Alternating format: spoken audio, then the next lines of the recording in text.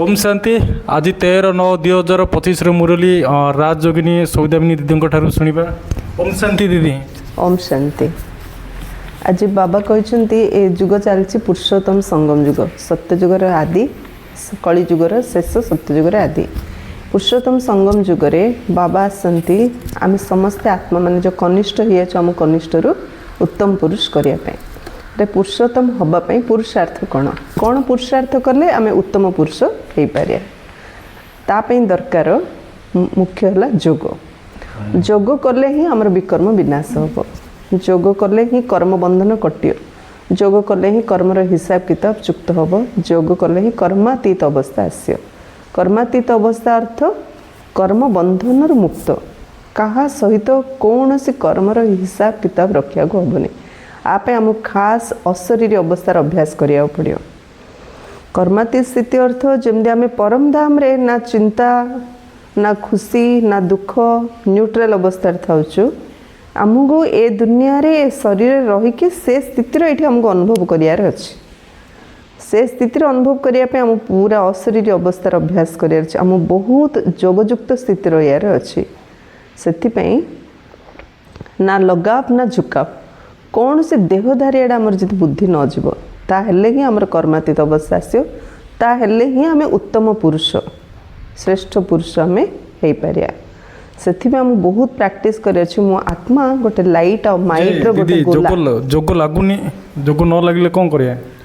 जोग न लगिले बाबा को कहवा मनर कथा, बाबा मुझे भी बाबा पाखु आसचु किसी ना कि कौन ना कौन पचर आम गोटे बैकग्राउंड लाइफ गोटे अच्छी ना, से लाइफ स्टोरीटा बाबा को कह बाबा मु केमती थी आपण को पाइकी मो भितर केते परिवर्तन आसला, मु केते लो क्वालिटी थी मोर क्वालिटीटा केते हाई करदेले, मु केते देहमान थी मत आत्मज्ञान आपण देले, मु आपण को केमती भूली जाऊँगी बाबा, मत एत आप सुधारुंट बदलुंट मत एत भल पाँच आपण पर निस्वार्थ स्नेह मत कहीं भी दौना मु भल भाव जाणुची।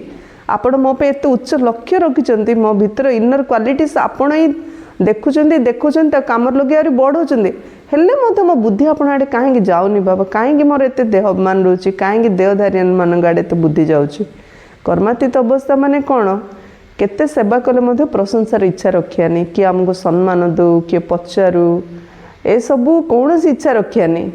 किए 5टा खराब कथा कले आम निज खराब बोली भावियानी, किए 10टा भल कथा कहले मु आगे भल बोली भावियानी। हेले सबुपाई आमको बाबा सहित बारंबार कथबार्ता होबार अच्छे। जिते बाबा सहित कथबार्ता से जोग। आम निजर पास्ट लाइफ निजे समस्ते जानीचु ना, आम पास्ट लाइफटा बाबा आगे कहिया प्लस बाबा आम फ्यूचर जो एम देते 5 स्वरूपर दर्शन, आम कौन को लेवल आम ये आसीचु आ बाबा आम कौन लक्ष्य भविष्य देखते ए 2टा जाक कथा जब आम सामने आखि आगे आनिया बाबा सहित कथबार्ता करें बहुत खुशी लगे, बहुत आनंद लगे। सेटा ही तो जोग ना। बाबा को आशिक मासुक गोटे है जन सहित भल पाइबा आ गोटे है भल पाइला परे ता सहित बुद्धिटा लटकी जीव से बुद्धि कुआडे जीवनी।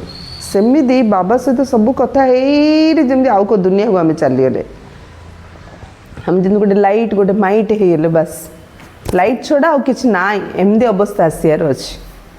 ताहले ए आत्मारे आम आत्मार जो कलंक सब लगी मैला जहाँ लगी से मैला जाक सफा हम।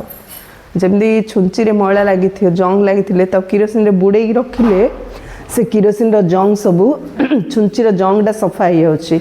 सेमिदी ज्ञानर किरोसिन रे आम बुद्धिटा जिते बुड़े रखिया सेते संसार एट्राक्शन आम निजक मुक्त कर हिसाब किताब निज मुक्त कर बंधन निज मुक्त कर आते आमर जंग सब छाड़ ता द्वारा जिते जंग छाड़ से बाबा हेले मैग्नेट चुंबक सेते आम बाबा आड़े आकर्षित होबा। सेतला जोग न लगिबार प्रश्न उठुनी, बाबा को भूलिबार प्रश्न बाबा केमती भूलिबा हाँ सेटा भाविया पड़ो। आ बाबा तो आम कहीं भूलिया चाहून, आम तो निरंतर बाबा को मन पकड़ा चाहूँ। से आज बाबा कहते जे कर्मातीत अवस्था द्वारा ही आम उत्तम पुरुष हो पारे। आ उत्तम पुरुष हाँपाई आमको कौन करिया पड़ो जोग साधना करार अच्छे। समस्त देहधारी मान बुद्धि हटाया पड़ो, कहा सहित कहा प्रति आमर बुद्धि जमती न जाओ। आज बाबा कहले मीठे बच्चे सर्वप्रथम यही विचार कर जे मोर आत्मारे जो जंग लगी ताहा किपरि सफा हेब कारण छुंची उपरे जंग लगी पर्यंत चुंबक टाणी पारिबो नाही। चुंबक कहले बाबा छुंची हेली मु आत्मा रूपक छुंची रे जेबे जाय जंग लगी मो बाबा रूपक चुंबक आडे टाणी हेगी जाई पारिबी नाही। प्रश्न पुरुषोत्तम संगम जुगरे तुमको पुरुषोत्तम हेबा पई केउ पुरुषार्थ करिया हेबो। उत्तर कर्मातीत हेबार पुरुषार्थ। कौन सी भी कर्म संबंध आड़ को बुद्धि न जाओ अर्थात कर्म बंधन निज आड़ को आकर्षित न करो। सर्व संबंध एकमात्र बाबा सहित रहो।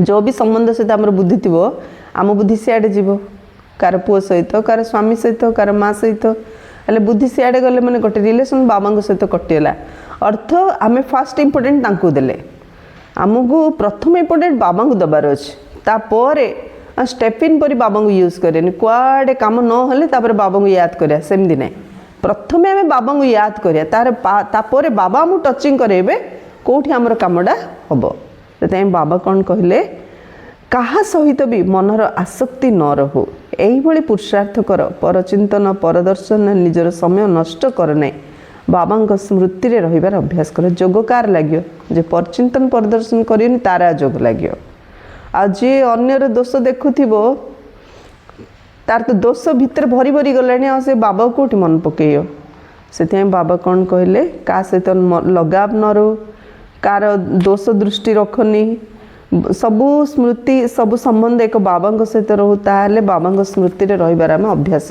करि पारिया। गीत अच्छी जाग सजनिया जाग नवयुग आया कि आया। ओम शांति। आत्मिक संतान माने शरीर द्वारा गीत शुणिले शरीर द्वारा गीत शुणिले आत्मिक संतान गीत शुणुचु आम शरीर द्वारा कहीं ना बाबा भी समस्त संतान मान आत्म अभिमानी कराउछंती। तुमको आत्मार ज्ञान मिलूँ दुनिया रे जड़े हेले मनुष्य नांते जहाँ पाखरे आत्मार यथार्थ ज्ञान थी तेबे पुणी परमात्मा ज्ञान किपरि रही पारिबो आत्मार ज्ञान नहीं तो परमात्मा ज्ञान कौटी रहिबो।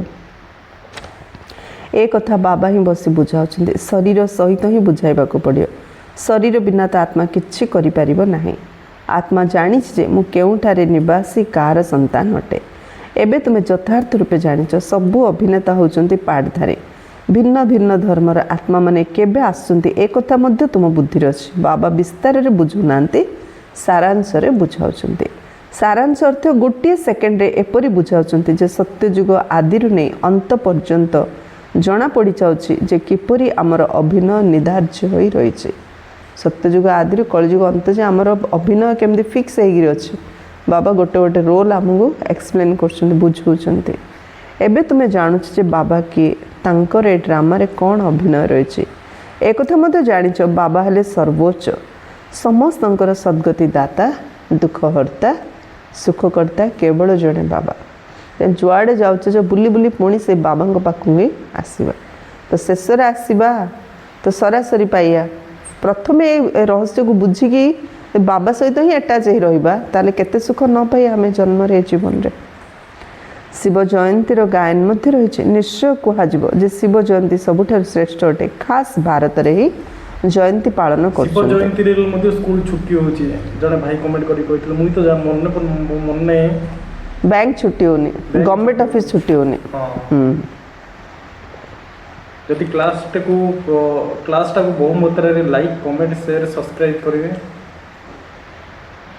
जो जो राजत्व समय जो श्रेष्ठ पुरुषंकर अतीतर इतिहास भल थाए तांकर स्टाफ मध्य तैयारी करथांती एबे शिवंक जयंती मध्य पालन करछंती बुझाइबा दरकार सबुठारु श्रेष्ठ जयंती कहार स्टाम्प तैयारी करिया दरकार कौन सी साधु संत अथवा सिख मानकर मुसलमानकर अथवा इंग्रेज मानकर कौन सी भल दार्शनिक थिले तांकर स्टाम्प तैयारी करथांती जेपरि राणा प्रताप आदिंकर मध्य तैयारी करछंती वास्तव रे श्री बाबांकर स्टाम्प होबा दरकार जे कि समस्तंकर सद्गति दाता अटंती बाबा परिचय नथिया जो ना शिवरात्रि महत्व जानते ना बाबा कौन स्टाम्प तैयारी कर समय रे बाबा न आसिले सद्गति किपरि हेबो काहेकि ना समस्ते रौरव नरकरे उबुटुबु होचंते भाबुचंते आमे स्वर्ग रछु किंतु भगवान कहउचंते समस्ते आत्मा रौरव नरकरे उबुटुबु होचंते कुआ टिके सुख मिलियोली ଦେଖୁଛନ୍ତି।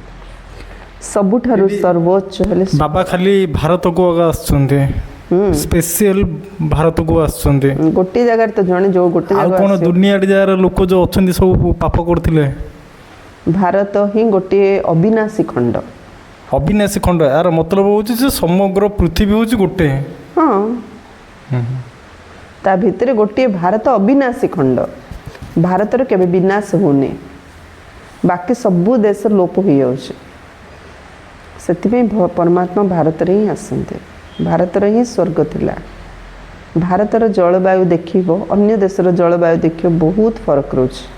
ଏମିତି ବି କେତେ ଦେଶ ଅଛି 3 ଦିନ ଦିନ ହେଲେ 3 ଦିନ ରାତି ହେଉଛି। ହଁ, ସେ ଜଳବାୟୁ ଦେବତାମାନେ ଯେଉଁ ଜଳବାୟୁରେ ରହୁଥିଲେ ସବୁବେଳେ ବସନ୍ତ ଋତୁ ରହୁଥିଲା, କିନ୍ତୁ ଫରେନ୍ କଣ୍ଟ୍ରିର ଜଳବାୟୁ ଯୋଗ ସବୁଠୁ ଡିଫରେଣ୍ଟ, ଅତି ସେମାନଙ୍କର ଅତି। ଆମ ଇଣ୍ଡିଆରେ ମଧ୍ୟ ଏମିତି ଜାଗା 6ରୁ 8 ମାସ ଗରମ ହେଉଛି ଏଠି। ଏବେ ଏବେ ଯେଉଁ ଅଛି ନା ବାୟୁମଣ୍ଡଳ, ଏ ବାୟୁମଣ୍ଡଳ ମଧ୍ୟ ବିଦେଶରେ ନାହିଁ। ଅତି ଥଣ୍ଡା ଅତି ଗରମ। ଏବେ ୱେଷ୍ଟଇଣ୍ଡିଜ ଆଡ଼େ ଯିବ ବହୁତ ଗରମ, ଆଉ ଅନ୍ୟ ୟୁରୋପିଆନ୍ କଣ୍ଟ୍ରି ଆଡ଼େ ଯିବ ବହୁତ ଥଣ୍ଡା। ସେଥିପାଇଁ ଭାରତର ଜଳବାୟୁରେ ଯେଉଁ ଶରୀର, ଯେଉଁ ତତ୍ଵର ତିଆରି ଶରୀର ତିଆରି ହେଉଛି, ସେ ଶରୀର କଞ୍ଚନ କାୟା ପରି ତିଆରି ହେଉଛି। ଆଉ ଭାରତରେ ହିଁ ଭାରତ ଗୋଟେ ପବିତ୍ର ଦେଶ। ପବିତ୍ରତା ପାଇଁ ଭାରତ ସାରା ବିଶ୍ୱ ପାଇଁ ବିଶ୍ୱଗୁରୁ ହେଇପାରିଛି। ବିଦେଶରେ ଦେଖିବ ପିଲା ସ୍କୁଲ ପଢ଼ିଲା ବେଳେକା ପ୍ୟାରେଣ୍ଟ ହେଇଯାଉଛନ୍ତି, ବାପା ମା ହେଇଯାଉଛନ୍ତି। ଚରିତ୍ର ବୋଲି କିଛି ନାହିଁ।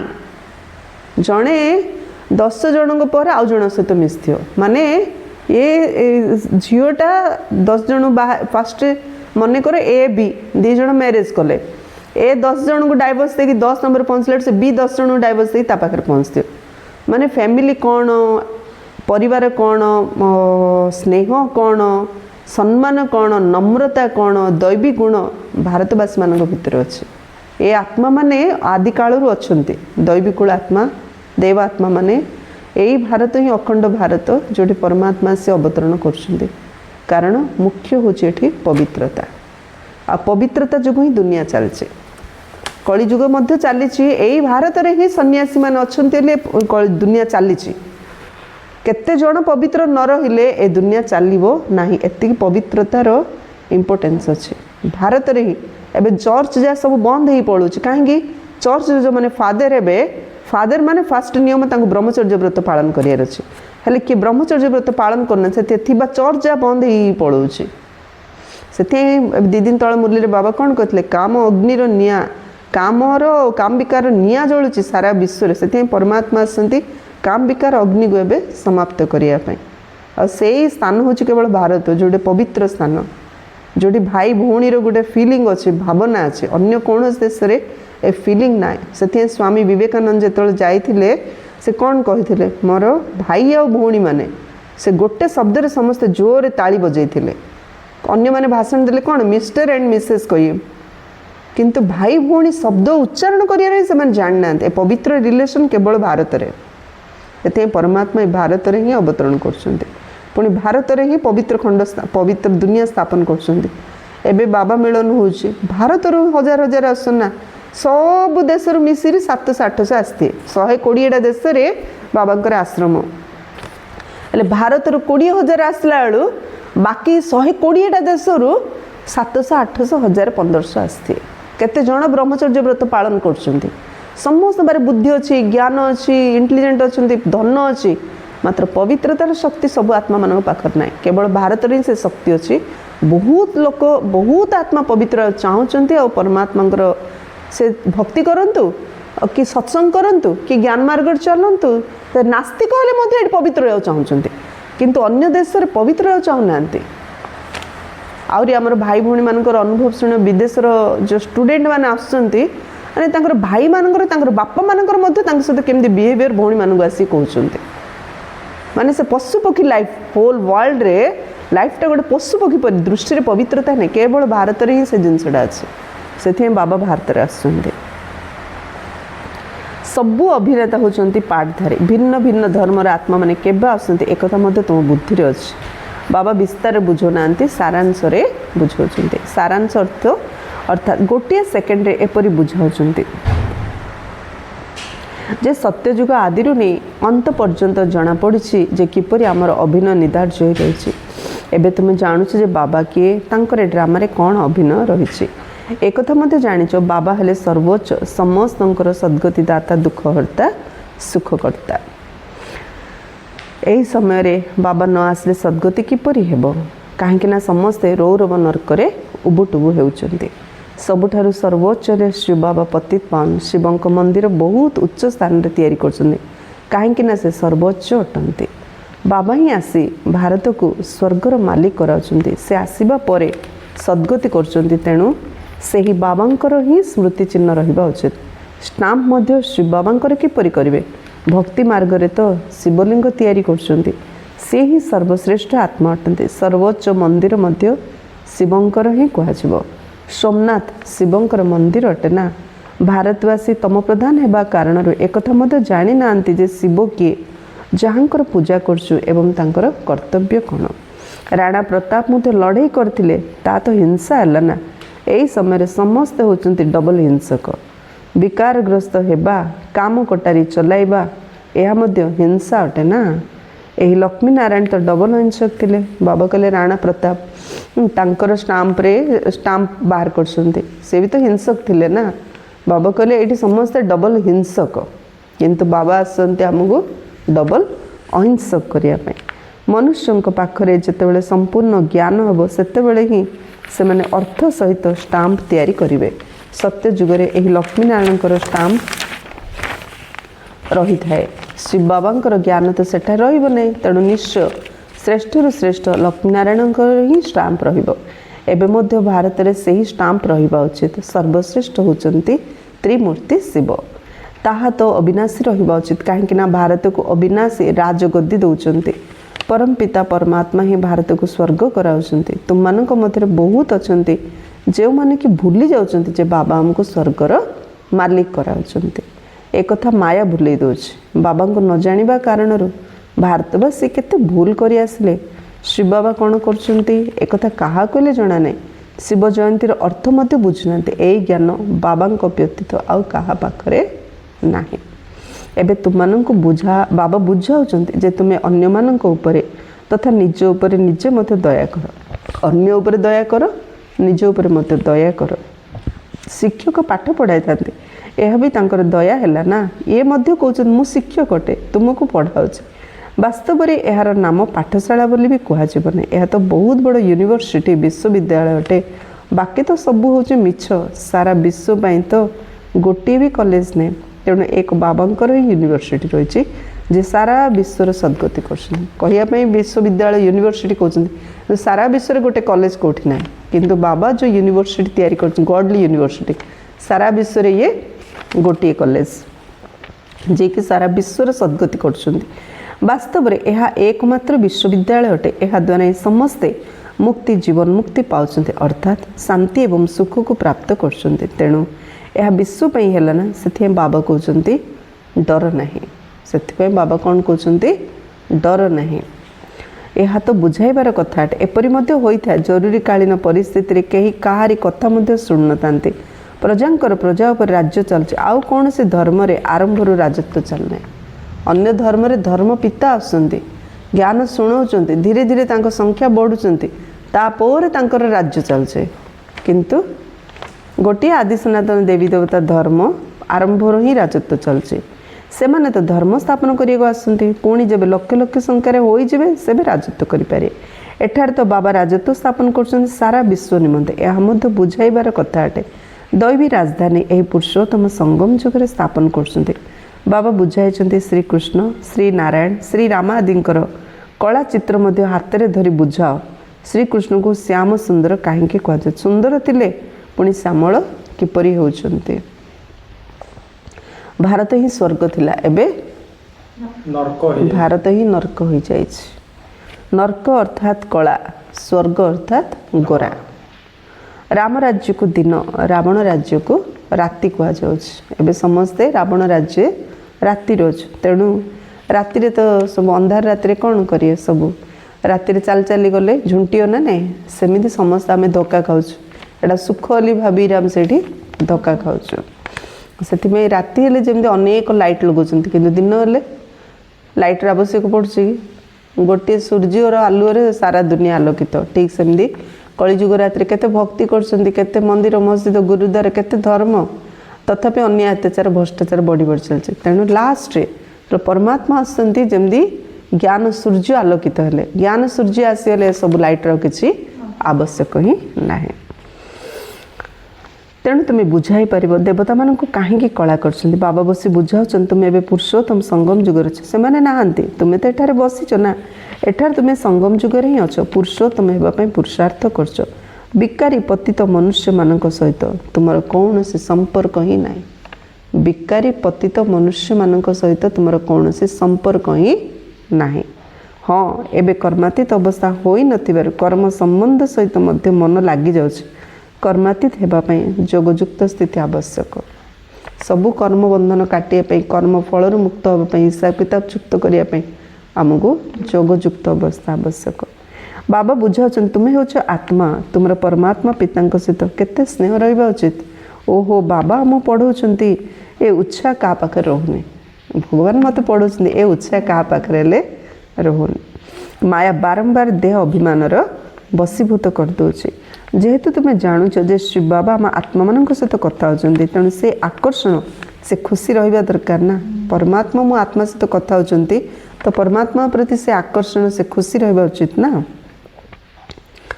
ଜଙ୍କ ଲାଗିନଥିବା ଛୁଞ୍ଚିକୁ ତୁମେ ଚୁମ୍ବକ ଆଗ ରଖିଲେ ତୁରନ୍ତ ଲାଖିଯିବ। ଟିକେ ହେଲେ ଜଙ୍କ ରହିଲେ ଲାଗିବ ନାହିଁ, ଆକର୍ଷଣ ହେବ ନାହିଁ। ଯେଉଁଠି ଜଙ୍କ ନଥିବ ସେହି ସ୍ଥାନକୁ ଚୁମ୍ବକ ଟାଣିବ। ଯୋଗଯୁକ୍ତ ସ୍ଥିତିରେ ରହିଲେ ପିଲାମାନେ ଆକର୍ଷିତ କରିପାରିବେ। ବିକାରୀ ରୂପୀ ଜଙ୍କ ଥିଲେ ଆକର୍ଷିତ ହୋଇପାରିବେ ନାହିଁ। ବିକାର ହେଉଛି ଜଙ୍କ। ବିକାର ରୂପକ ଜଙ୍କ ଥିଲେ ବାବାଙ୍କ ସହିତ ଯୋଗ ଲାଗିବନି, ବାବାଙ୍କ ଆଡ଼େ ଆକର୍ଷଣ ଆସିବନି। ବୁଝିଲ? ପ୍ରଶ୍ନର ଉତ୍ତର ବାବା ଦେଲେ। ଯୋଗ କାହିଁ ଲାଗୁନି? କେଉଁ ଜଙ୍ଗ ଲାଗିଥିଲେ ଟାଣୁନି?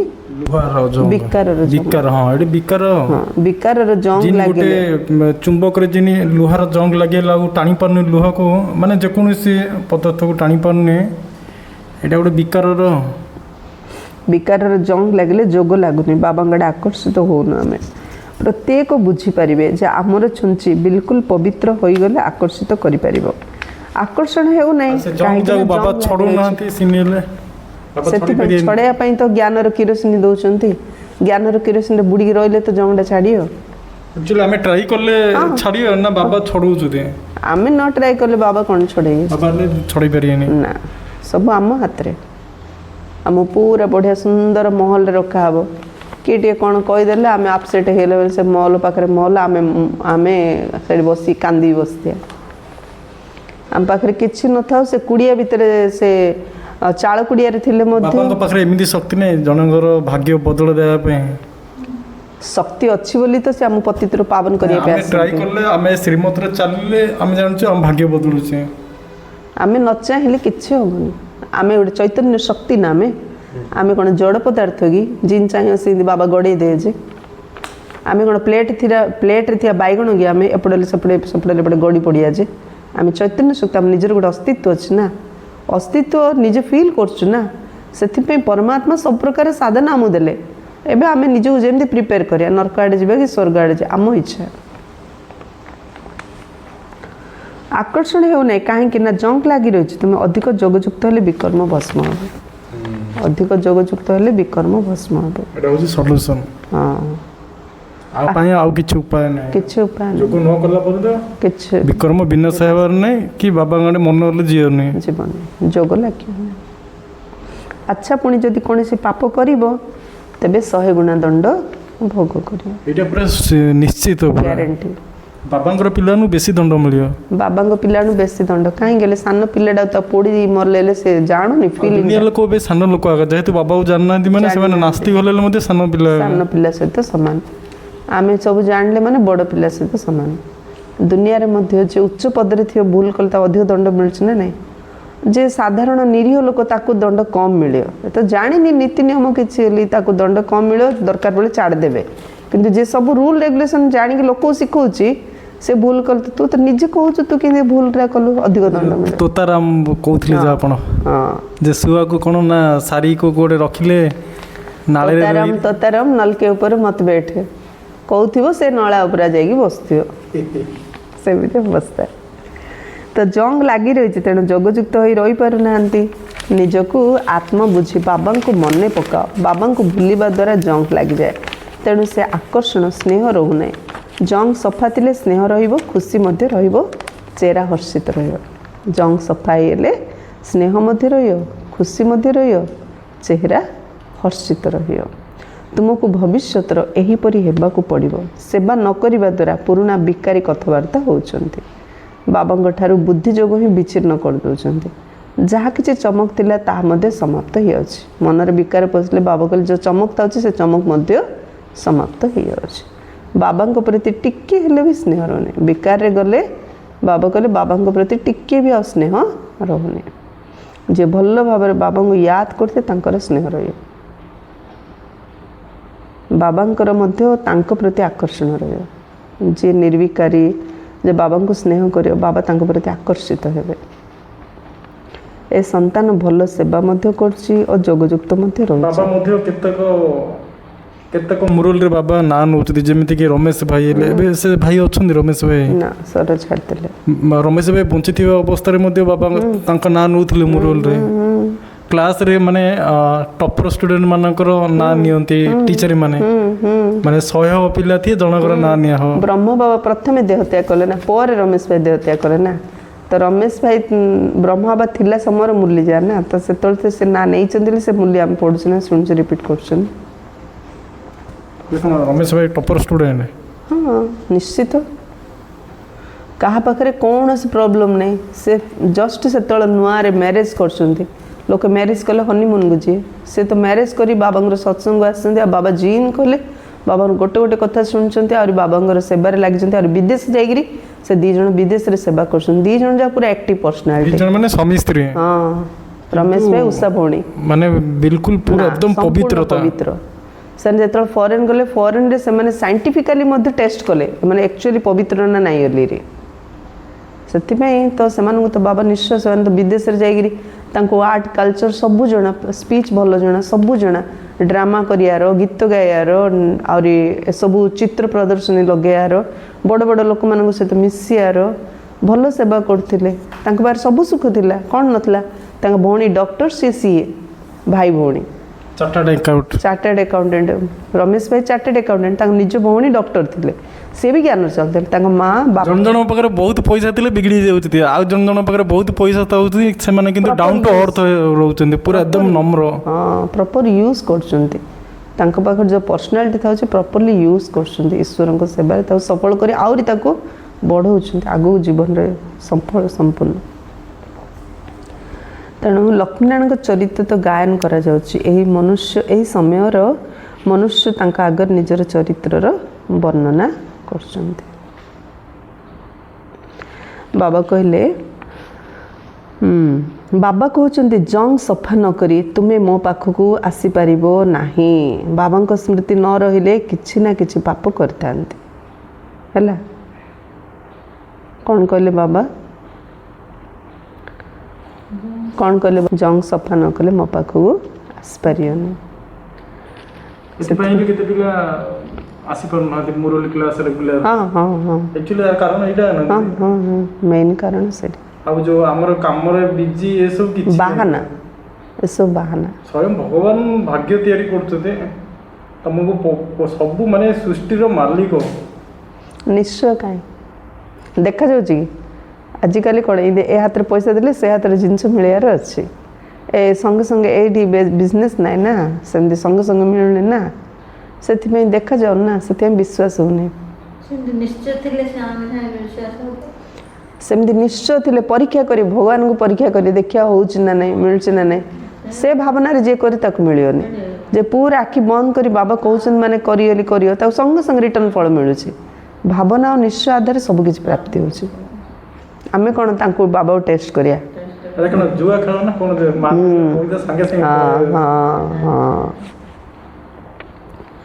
याद न कले कलंक किपरि छाड़े बाबा कहते प्रत्यय चाट रखिले जंग छाड़ीज सबुदिन जदि चाट रखिया ताले जंग छाड़ कहीं आम जाने मैं जिते कम समय जोग कली मत आउटे समय अधिक जोग करार अच्छे हेल्ले जोग करी गले जंग छाड़ी छाड़ी जीव तम प्रधान शत प्रधान होगापी जंग छड़ाइबा दरकार जंग छाड़ुची चढ़ुची केतल जंग छाड़ी जाते जंग चढ़ी जाए द्वारा 100 गुण दंड भोग करने को पड़ी था बाबा को स्मृति न रही किसी ना कि पाप करते से बारंबार निजे मत बाबा याद कर शिव बाबा याद है किए भी अन्य मनस्क बाबा आड़े बुद्धि नबार अच्छे बाबा कहते जंग सफा नक तुम्हें मो पाखक आसीपर ना नचेत पुणी दंड भोग करा पड़ो दंड भी मिल पद मध्य भ्रष्ट हो बाकी बाबा ठार संपत्ति कौन मिलला एपरी कर्म करने अनुचित जहाद्वारा आहरी पाप चढ़ आहरी पाप चढ़ला पर कौन से कर्म करवा बाबा पिला ही घर कम बिजी ऑफिस कम बिजी जेकोसी कम बिजी कहले हेनी माने मुरली जोग ज्ञान सेवा धारणा सब करिया पड़ो 4टा सब्जेक्ट भरपूर रहा पड़ो बिजी अर्थ नेगेटिव सेटा समस्त पारे समय अच्छे भगवान आसुँच बिजी माने कथा पूरा हाँ से केते इम्पोर्टेंस देला कौन पे बिजी पैसा रोजगार करने बिजी माने कौन पैसा रोजगार करियो काम बिजी पैसा कहीं रोजगार करियो जिनस पत्र किणियो घरे सब सुविधार सब जिनस पत्र रखियो से भावुँ तार मत सुख मिली करी देखी दो जे देखीदेला ये सब कर सुख नाई सी पलैला आध्यात्मिक मार्ग को आज आहरी जानी से तार लगे मरीगला पर 2-4टा जन्म पर अनुभव कर सुख नाई गली आउ थे मार्ग आस तार तो जीवन 2-4टा नष्ट हो से भितर बहुत वेस्ट हाँ हाँ से कहना जो बलद 2टा बलद को बांधी देते तेल काढ़ुए जो आ बलद आखिरे पट्टी बांधी थे से बुलू थे से 2टा से जो खुंटी चारिआडे बुली बुली बुली बुली ता अनुसार पेड़ी रस बाहर तेल बाहर करते जब आखिर पट्टी बाहर कर से भावुते मन मन बलद मुझे केते दूर पलैली देखला बेटे जोटिकी से सेमती बिकारी मनीष खाली काम काम काम पैसा पैसा पैसा सुख सुख सुख सुविधा सुविधा सुविधा बाबा भी करी जाऊँ लास्ट जो सर छाड़ी से बलद परी जोटिकी से फाइनाल तापारे किसी ना से जोगुआल ही खाली जगुला मनीष जगुला से घर जगुला से टंका जगुला से पद पदे खाली जन्म केते कमेले माने सेटा होची ज्ञान जोग धारणा सेवा ए 4टा रे ही किए केती कमई चंदे सी ही साथी स्थूल धन साथी जे जाई परियो स्थूल धनु खाली जोगुआली जोगिया छड़ा साथी नहीं पारे से सब माटी मिसब आत्मा अविनाशी अविनाशी जमा जदि किछ करितिया साथी जीव एपरी कर्म करने अनुचित जहाद्वारा आहरी पाप चढ़ प्रथमे तो निजर पाप को लाघव करने ख्याल रख ख्याल करू नथले बाबा जानबे जे यहाँकर भाग्य ना मो पाप कि काटी चिंता कर चिंता करन तार बाबा के यार भाग्य ना सब बुझिले मत करिया चाहनी माने भाग्य ना योग्यता दरकार भल चरित्र हेबा आवश्यक लक्ष्मीनारायण चरित्र गायन कर समय मनुष्य आगे निजर चरित्र वर्णना कर शिव बाबा को जानी ना सी ही सद्गतिदाता अटंती पुणी सन्यासी मान पाखु जाऊँच किंतु समस्तंकर सद्गतिदाता ही होती जड़े बाबा ही स्वर्गर स्थापना कर तल को ओह्लैवा ही पड़ो बाबा व्यतीत कहीं पवित्र कराई पारे ना मनुष्य गुंफा भितर जा बसुँच यह अपेक्षा गंगार जा बसले तो सफा हो कहीं पतित पावनी गंगा कहन ना मनुष्य शांति चाहूँ तेणु जब घर को जीवे से अभिनय पूरा हेब आम आत्मा मानकर घर हूँ निर्वाण धाम एठार शांति क्यों आसब तपस्या कर कर्म करना तपस्या शांत हो बस जाऊँ बसिले माने सी गोटे कर्म निश्वास नेले सी गोटे कर्म शिव बाबा तो जानी ना तपस्या कर गुंफारे बस पड़ुंट शांत ही बस कौन बाबा को जानते ना बाबा सहित कौन रिलेसन रखिले जे विकर्म तांकर विनाश हम से सब हूँ भक्ति मार्ग पुरुषोत्तम संगम जुग हूँ गोटे जब कि बाबा आसुँच आत्मा स्वच्छ हो मुक्ति जीवन मुक्ति को चली जाऊँ जो माने कि माने साधु संत कथा मु कहूँ माने बहुत जोग कर गुंफारे न तो गोटे जगार बसी बाबा को दया आसुनी ଦୟା ପିଲା ଏତେ ପରିଶ୍ରମ କରୁଛି ଆଉ ଆକୁ ଟିକେ ମୋ ପରିଚୟ ଦେବି ବୋଲି। ହଁ ହଁ ଦୟା ଆସିଛି ବୋଲି ତ ବାବା ଆସିଛନ୍ତି। ଆଉ ବାବା କ୍ଲିୟର କରିକି କହୁଛନ୍ତି ଏ ଜ୍ଞାନ ସେଇମାନେ ଉଠେଇ ପାରିବେ ଯେଉଁମାନେ ଏତିକି ଭକ୍ତି କରିଥିବେ।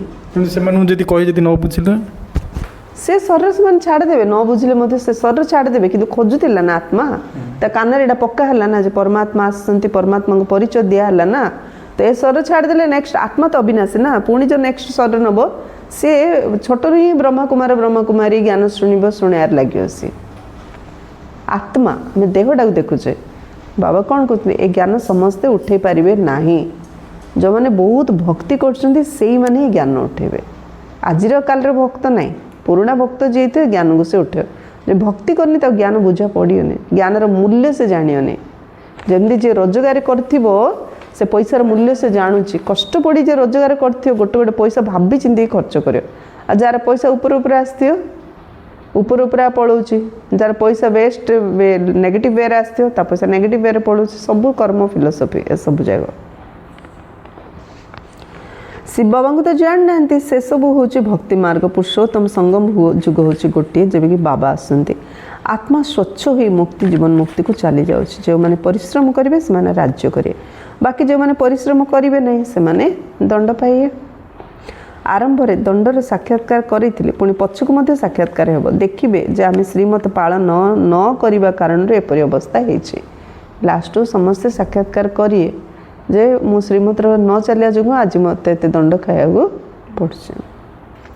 ପୁଣି ପଛକୁ ମଧ୍ୟ ସାକ୍ଷାତକାର ହେବ। ଦେଖିବେ ଯେ ଆମେ ଶ୍ରୀମତ ପାଳନ ନ କରିବା କାରଣରୁ ଏପରି ଅବସ୍ଥା ହୋଇଛି। ପିଲାମାନଙ୍କୁ କଲ୍ୟାଣକାରୀ ହେବାକୁ ପଡ଼ିବ। ବାବା ଏବଂ ରଚନାର ପରିଚୟ ଦେବାକୁ ହେବ। ଯେପରି ଛୁଞ୍ଚିକୁ କିରୋସିନି ତେଲରେ ପକାଇଲେ ଜଙ୍ଗ ଛାଡ଼ିଯାଏ, ସେହିପରି ବାବାଙ୍କ ୟାଦ ରହିବା ଦ୍ୱାରା ବିକାର ରୂପୀ ଜଙ୍ଗ ଛାଡ଼ିଯାଏ। ୟାଦ ରହିବା ଦ୍ୱାରା ବିକାର ରୂପକ ଜଙ୍ଗ ଛାଡ଼ିବ। ନଚେତ୍ ସେହି ସ୍ନେହ ସେହି ଆକର୍ଷଣ ବାବାଙ୍କ ପ୍ରତି ରହିବ ନାହିଁ। ନିର୍ବିକାରୀ ନହେଲେ ସେ ସ୍ନେହ ସେ ଆକର୍ଷଣ ବାବାଙ୍କ ପ୍ରତି ରହିବ ନାହିଁ। ସବୁ ସ୍ନେହ ମିତ୍ର ସମ୍ବନ୍ଧୀମାନଙ୍କ ଆଡ଼କୁ ଚାଲିଯିବ, ତାଙ୍କ ପାଖରେ ଯାଇ ରହିଥାନ୍ତି। ହେଲା, ବିକାରୀ ହେଲେ ମିତ୍ର ସମ୍ବନ୍ଧୀ ସହିତ ସ୍ନେହ ରହିବ, ତାଙ୍କ ପାଖରେ ବସିକି ରହିବ, ବାବା ପାଖକୁ ଆସିବନି। କେଉଁଠି ସେଇ ବିକାରର ଜଙ୍ଗ ଲାଗିଥିବ ସଙ୍ଗ ଏବଂ କେଉଁଠି ଏଇ ଶ୍ରେଷ୍ଠ ସଙ୍ଗ। ଜଙ୍ଗ ଖାଇଯାଇଥିବା ଜିନିଷ ସଙ୍ଗରେ ରହିଲେ ସେଥିରେ ମଧ୍ୟ ଜଙ୍ଗ ଲାଗିଯିବ। କେତେ ଜିନିଷ ଜଙ୍ଗ ଲାଗିଛି, ଆଉ ଗୋଟେ ଜିନିଷ ନେଇ ସେଇଠି ପକାଏ, ତାକୁ ହେଲେ ଜଙ୍ଗ ଲାଗିଯିବ ନା ନାହିଁ। ସେମିତି ପତିତ ମଣିଷ, ତାଙ୍କୁ ତ ବିକାରର ଜଙ୍ଗ ଲାଗିଛି, ଆମେ ତା ସହିତ ସାଙ୍ଗ ହେବା, ସେଇ ମିତ୍ର ସମ୍ବନ୍ଧୀମାନଙ୍କ ସହିତ ରହେ, ଆମକୁ ଜଙ୍ଗ ଲାଗିବ ନା ନାହିଁ ବିକାରର। ଜଙ୍ଗ ସଫା କରିବା ପାଇଁ ହିଁ ବାବା ଆସୁଛନ୍ତି। ବାବାଙ୍କୁ ମନେ ପକାଇଲେ ପବିତ୍ର ହେବ। ଅଧା କଳ୍ପରୁ ବହୁତ ଜୋରରେ ଜଙ୍ଗ ଲାଗି ରହିଛି, ଏବେ ଚୁମ୍ବକ ସଦୃଶ ବାବା କହୁଛନ୍ତି ମୋତେ ମନେ ପକାଅ। ଯେତେ ବୁଦ୍ଧିର ଯୋଗ ମୋ ସହିତ ରହିବ ସେତେ ଜଙ୍ଗ ସଫା ହେବ। ଯେତେ ବୁଦ୍ଧିକୁ ବାବାଙ୍କ ସହିତ ଯୋଡ଼ି ରଖିବେ ସେତେ ଆମର ଜଙ୍ଗ ସଫା ହେବ। ନୂଆ ଦୁନିଆ ତ ସ୍ଥାପନା ହେବ। ସତ୍ୟ ଯୁଗରେ ପ୍ରଥମେ ଦେବୀ ଦେବତାମାନଙ୍କର ବହୁତ ଛୋଟ ବୃକ୍ଷ ରହିବ, ପୁଣି ବୃଦ୍ଧି ହୋଇ ଚାଲିବ। ଏଇଠାରେ ହିଁ ତୁମ ପାଖକୁ ଆସି ପୁରୁଷାର୍ଥ କରୁଛନ୍ତି। ଉପରୁ କିଏ ଆସୁନାହାନ୍ତି, ଯେପରି ଅନ୍ୟ ଧର୍ମର ଆତ୍ମାମାନେ ଉପରୁ ଆସୁଛନ୍ତି। ଏଠାରେ ତୁମର ରାଜଧାନୀ ସ୍ଥାପନା ହେଉଛି। ସମସ୍ତ ଆଧାର ପାଠ ପଢ଼ା ଉପରେ ରହିଛି ଓ ବାବାଙ୍କର ଶ୍ରୀମତର ପାଳନ ଉପରେ ରହିଛି। ସବୁ ପ୍ରାପ୍ତିର ଆଧାର ହେଉଛି ପାଠପଢ଼ା ଆଉ ବାବାଙ୍କର ଶ୍ରୀମତକୁ ଆମେ କେତେ ପାଳନ କରୁଛୁ। ବୁଦ୍ଧି ଯୋଗ ବାହାରକୁ ଗଲେ ମଧ୍ୟ ଜଙ୍ଗ ଲାଗିଯାଏ। ବାବା ଛଡ଼ା ଯଦି ବୁଦ୍ଧି ବାହାରକୁ ଯାଉଛି ବୁଦ୍ଧି, ତାହେଲେ ଆତ୍ମାକୁ ଜଙ୍ଗ ଲାଗିଯାଏ। ଏଠାରେ ସବୁ ହିସାବ କିତାବ ଯୁକ୍ତ କରି ଜୀବ ଦଶାରେ ରହି ସବୁ କିଛି ତ୍ୟାଗ କରି ଆସୁଛନ୍ତି। ସନ୍ନ୍ୟାସ କଲେ ମଧ୍ୟ ଅନେକ ଦିନ ଧରି ଘର କଥା ମନରେ ଥାଏ। ସନ୍ନ୍ୟାସ ହେଇଗଲେ ମଧ୍ୟ ତାଙ୍କ ଘର କଥା ତାଙ୍କ ବୁଦ୍ଧିରେ ଥାଉଛି ନା। ତୁମେ ପିଲାମାନେ ଜାଣିଛ ଏବେ ଆମକୁ ସତ୍ର ସଙ୍ଗ ମିଳୁଛି, ଆମେ ନିଜ ପିତାଙ୍କ ସ୍ମୃତିରେ ହିଁ ରହୁଛୁ।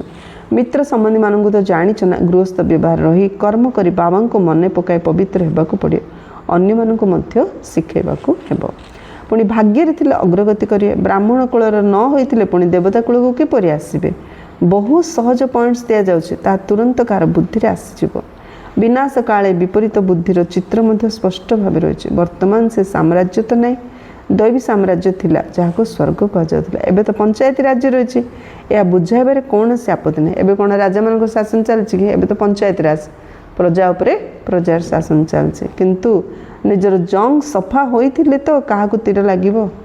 ଆମେ ବୁଝେଇଲେ ମଧ୍ୟ ଆମର ଜଙ୍ଗ ସଫା ହେଇଥିଲେ ତ ଆମେ କାହାକୁ କହିଲେ ତାକୁ ତୀର ଲାଗିବ।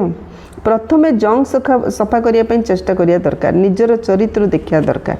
ରାତିଦିନ ଆମେ କ'ଣ କରୁଛୁ, କାହା ଜ୍ଞାନ ଶୁଣିବା ପୂର୍ବରୁ ପ୍ରଥମେ ନିଜକୁ ଦେଖିବାର ଅଛି। ରାତିଦିନ ଆମେ କ'ଣ କରୁଛୁ, ମୋର ଭାବିବା କହିବା କରିବା ଏ ତିନିଟା ଯଦି ଏକ ସମାନ ହେବ ତାହେଲେ ମୋର କର୍ମାତୀତ ଅବସ୍ଥା ଆସିବ। ମୁଁ ଯାହାକୁ କହିବି ତାକୁ ତୀର ପରି ଲାଗିବ। ରୋଷେଇ ଘରେ ଭୋଜନ ପ୍ରସ୍ତୁତ କରିବା ସମୟରେ ରୁଟି ସେକିବା ସମୟରେ ମଧ୍ୟ ଯେତେ ସମ୍ଭବ ବାବାଙ୍କ ସ୍ମୃତିରେ ରୁହ। ବୁଲିବାକୁ ଗଲେ ମଧ୍ୟ ସ୍ମୃତିରେ ରୁହ। ବାବା ସମସ୍ତଙ୍କର ଅବସ୍ଥା ତ ଜାଣିଛନ୍ତି ନା। ରୋଷେଇ କଲାବେଳେ ୱାକିଂ କଲାବେଳେ ବାବାଙ୍କ ୟାଦ ରହୁଛି ନା ବାବା ଦେଖୁଛନ୍ତି ନା ନାହିଁ ଜାଣୁଛନ୍ତି ନା ନାହିଁ। ପରଚିନ୍ତନ ପରଦର୍ଶନ କଲେ ଆହୁରି ଜଙ୍କ ଲାଗିଥାଏ। ପରଚିନ୍ତନର କୌଣସି କଥା ଶୁଣ ନାହିଁ। ପରଚିନ୍ତନ ପରଦର୍ଶନ କଲେ ଭଲକି ଜଙ୍ଗ ଲାଗୁଛି ତ ବାବା ଆଡ଼େ ସ୍ନେହ ଯିବ, ବାବା ଆଡ଼େ ଆକର୍ଷିତ ହେବା। ସେଥିପାଇଁ ବାବା କହିଲେ ପରଚିନ୍ତନର କୌଣସି କଥା ଶୁଣ ହିଁ ନାହିଁ। ଆଚ୍ଛା, मीठे मीठे सिकिले थे बच्चों प्रति माता पिता बाप दादा का याद प्यार और गुड मॉर्निंग। रूहानी बाप की रूहानी बच्चों को नमस्ते। हम रूहानी बच्चों की रूहानी बाप दादा को याद प्यार गुड मॉर्निंग और नमस्ते नमस्ते नमस्ते। धारणा पाई मुख्य सारांश जेपरी बाबा शिक्षक रूप में पाठ पढ़ाए समस्त दया करपरी निजको निजे निजे को निज उपरे एवं अन्य मानक उपरे मध्य दया करने को हेब। पाठपढ़ा एवं श्रीमत उपरे पूरा पूरा ध्यान दे निजर चरित्र सुधार पड़े।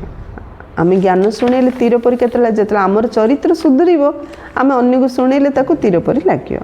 परस्पर मध्य कौन सी बीती जाइथिया बिकारी परचिंतनर कथबार्ता करी बाबांग ठारू बुद्धिजोग तुटाई देबा उचित नुहे। जदि आम सेबार बिजी रोनु परस्पर मिसिले दुख सुख हेले बिकारी कथबार्ता हेले ता द्वारा कौन होची निजर बुद्धि तो बाबाठू हटेले अन्यर बुद्धि मध्य बाबाठू हटई देले। कौन सी भी पाप कर्म करिया नहीं बाबांक स्मृति रे रही आत्मार जंग सफा करिया हेब। वरदान दृढ़तार शक्ति द्वारा टांगरा भूई रे मध्य फल उत्पन्न करथिबा सफलता स्वरूप भव। जेकोसी कथार सफलता स्वरूप होगापी दृढ़ता एवं स्नेहर संगठन दरकार। जो थी भी सफलता दृढ़ता दरकार आउ संगठन स्नेहर संगठन दरकार। जड़े कहला और जड़े मानिला। दृढ़तार शक्ति टांगरा भूई रे मध्य फल उत्पन्न कर दे था। जो दृढ़ता थी टांगरा भूई रे मध्य फल उत्पन्न करता। जपरि आजिकल वैज्ञानिक माने मरुभूमि रे मध्य फल फलाया चेष्टा करपरि तुम्हें माने शांतिर शक्ति द्वारा स्नेहर पानी छिंचिबा सहित फलीभूत हो। वैज्ञानिक माने मरुभूमि रे मध्य फल उत्पन्न कर दउचंते। सेमिति बाबा कहले शांतिर शक्ति द्वारा स्नेहर पानी छिंच। शांति रे रुह स्नेहर पानी छिंच ताहले फल हब। तेबे दृढ़ता आधार रे निराशा भितर मध्य आशार दीप जलाई पारिबो। काहेकि ना साहस रखिया द्वारा बाबांकर साहाय्य मिल जाए। दृढ़ता आधार रे आम जदि दृढ़ता रखिबा ताले निराशा भितर मध्य आमे आशार दीप जलाई पारिया। काना साहस रखिले बाबांकर साहाय्य निश्चय मिले। स्लोगान निजको सर्वदा प्रभुंकर अमानत मने करी चालिले कर्म रे आत्मिक भाव आसीजिवो। सबुले भाव्य करी करा वाला बाबा कराउछन्ते। मु निमित्त मात्र करछि। मु बाबांकर गोटे संपत्ति। बाबा मते जेमती चाहिए सेमती यूज करिए। जदि ए मनोवृत्ति रे आमे रहिबा ताकू कहा जिवो आत्मिक भाव। कर्म रे हमर आत्मिक भाव आसियो। अव्यक्त इशारा एबे लगन रो अग्नि को प्रज्वलित करी जोग को ज्वाला रूप कर। सारथी अर्थात आत्म अभिमानी। काहेकि ना आत्मा ही सारथी अटे। शरीर रथ आमे आत्मा शरीर रे रथी सारथी। ब्रह्मा बाबा एही विधि द्वारा नंबर 1 सिद्धि प्राप्त करछन। तेणु तुमे माने मध्य निजर पिता को अनुकरण कर। बाबा जेपरी देह को अधीन करी प्रवेश करछन्ती अर्थात सारथी होछन्ती देहर अधीन होनांती। सेथिपय न्यारा एवं प्यारा अटंती। सेहीपरि तुमे सब ब्राह्मण आत्मा माने मध्य बाबांक समान सारथी स्थिति रे रुह। ब्रह्मा बाबा सारथी रूप में गुलजार दादा देह प्रवेश कले शिव बाबा जमी ब्रह्मा देह प्रवेश करते ब्रह्मा बाबा शिव बाबा गुलजार दादी देह प्रवेश कर ज्ञान शुणिले न्यारा आउ प्यारा हेले। सेमती आमू मध्य बाबा थिला जमी सारथी रूप में साक्षी रूप में अभिनय करते अव्यक्त है से अभिनय करमू ब्रह्मा को फॉलो करार अच्छे।